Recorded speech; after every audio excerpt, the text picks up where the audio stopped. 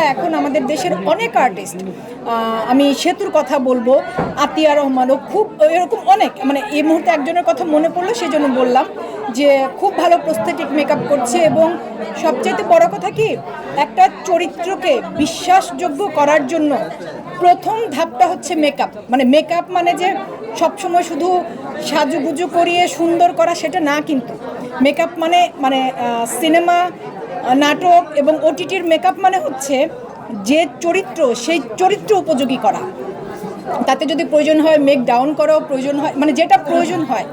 তো এটা সবচাইতে গুরুত্বপূর্ণ অংশ একটা চরিত্রকে বিশ্বাসযোগ্য করার জন্য।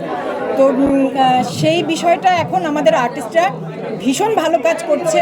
ওই যে বললাম অনেকে প্রশিক্ষণ নিয়ে আসছে, এবং আমি আশাবাদী যে এক সময় আমাদের দেশে এরকম ইনস্টিটিউট তৈরি হবে যেখান থেকে ওরা প্রশিক্ষণ নিতে পারবে, আরও ভালো কাজ করতে পারবে।